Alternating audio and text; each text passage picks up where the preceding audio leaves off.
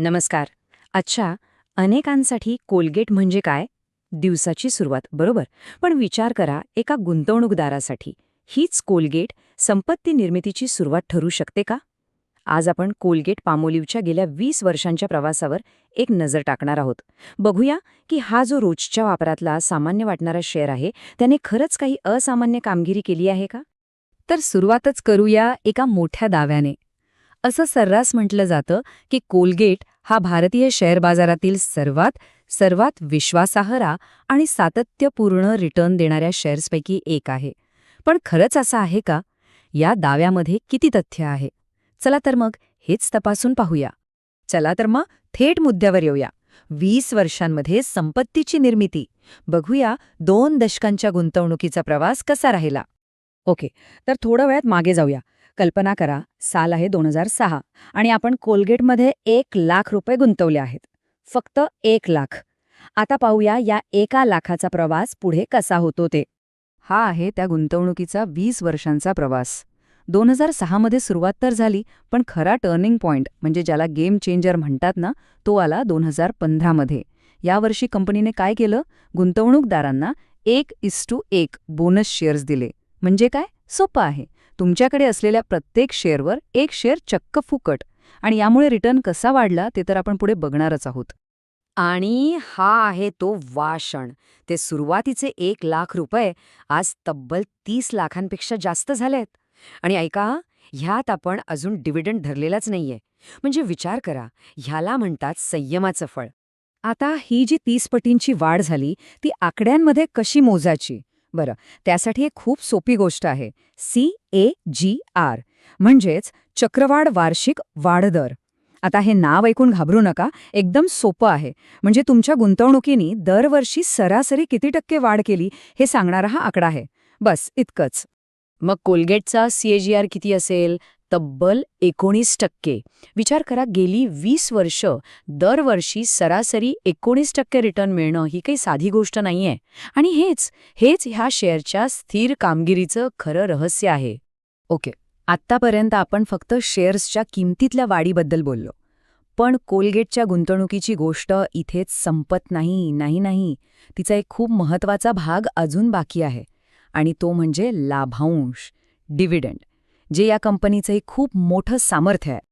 अहो, या कंपनीबद्दल तर असं म्हणतात की डिव्हिडंड देण्याच्या बाबतीत ना, ह्या कंपनीचा हात कोणीच धरू शकत नाही. आणि खरं तर हे एकच वाक्य पुरेसं आहे हे सांगायला की कंपनी तिच्या गुंतवणूकदारांची किती काळजी घेते. आता जरा आकडे बघूया. कंपनी दरवर्षी साधारणपणे 2 ते 3% डिव्हिडंड यील्ड देते. आणि तेही वर्षातून एकदा नाही, तर 2-3 वेळा. आणि नुकतंच 2024-25 मध्ये कंपनीने प्रत्येक शेअरमागे तब्बल 60 ते 75 रुपये डिव्हिडंड दिलाय. म्हणजे ही गुंतवणुकीवरची एक प्रकारे वरची कमाईच झाली की नाही? पण आता प्रश्न हा येतो की ही कंपनी इतका चांगला रिटर्न आणि इतका भारी डिव्हिडंड देऊच कशी शकते? याचं उत्तर दडलंय तिच्या मजबूत आर्थिक पायामध्ये. चला तर मग या कंपनीच्या यशामागची काही कारणं बघूया. कंपनीच्या यशाचं सर्वात मोठं रहस्य काय माहितीये? एक आकडा. 0. हो, तुम्ही बरोबर ऐकलं. 0. या कंपनीवर 1 रुपयाचंही कर्ज नाहीये. कोलगेट ही एक पूर्णपणे कर्जमुक्त कंपनी आहे. आणि याचा फायदा काय? तर बाजारात कितीही चढ-उतार आले तरी ही कंपनी आरामात सामोरी जाऊ शकते. इतकंच नाही, टूथपेस्टच्या मार्केटमध्ये तर कोलगेटची आजही दादागिरी चालते. तब्बल 50% मार्केट शेअर त्यांच्या ताब्यात आहे. आता विचार करा, जेव्हा एखादी कंपनी तिच्या क्षेत्रात इतकी मोठी मक्तेदारी ठेवते, तेव्हा तिच्या बिझनेसला एक स्थिरता येते आणि मग रिस्क आपोआपच कमी होते. आता जरा हा आकडा बघा. 80% जास्त. हा आहे कंपनीचा ROE म्हणजे रिटर्न ऑन इक्विटी. एकदम सोप्या भाषेत सांगते.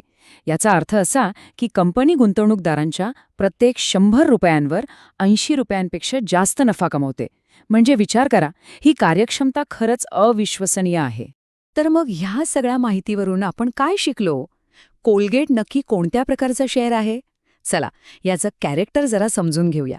कारण गुंतवणुकीसाठी हे समजून घेणं खूप महत्त्वाचं आहे. चला, या टेबलवर एक नजर टाकूया. सरासरी 19% वार्षिक रिटर्न, 2015 मध्ये मिळालेला बोनस, रेग्युलर आणि भरघोस डिव्हिडंड आणि FMCG सेक्टरमुळे असलेली कमी रिस्क. हे सगळे मुद्दे एकत्र केले की एक खूपच आकर्षक चित्र तयार होतं. आता एक सगळ्यात महत्त्वाचा मुद्दा समजून घेऊया. बघा, कोलगेट हा काही रॉकेटसारखा सुसाट वेगाने वाढणारा मल्टीबॅगर शेअर नाहीये. तर हा आहे एका मजबूत किल्ल्यासारखा, एक डिफेन्सिव्ह स्टॉक. म्हणजे काय? तर जेव्हा बाजारात मोठी पडझड होते तेव्हा असे शेअर्स फारसे खाली येत नाहीत. यांचा उद्देश संपत्ती रॉकेटच्या वेगाने वाढवणं नसतो, तर तिचं संरक्षण करत तिला स्थिर गतीने वाढवणं हा असतो. आणि हे सगळं विश्लेषण आपल्याला एका महत्त्वाच्या प्रश्नावर आणून ठेवतं की एखाद्या इन्व्हेस्टमेंट पोर्टफोलिओमध्ये अशा स्थिर आणि सुरक्षित शेअरला जागा असायला हवी का? बरं, या प्रश्नाचं उत्तर हे प्रत्येकाच्या स्वतःच्या गुंतवणुकीच्या ध्येयांवर अवलंबून आहे.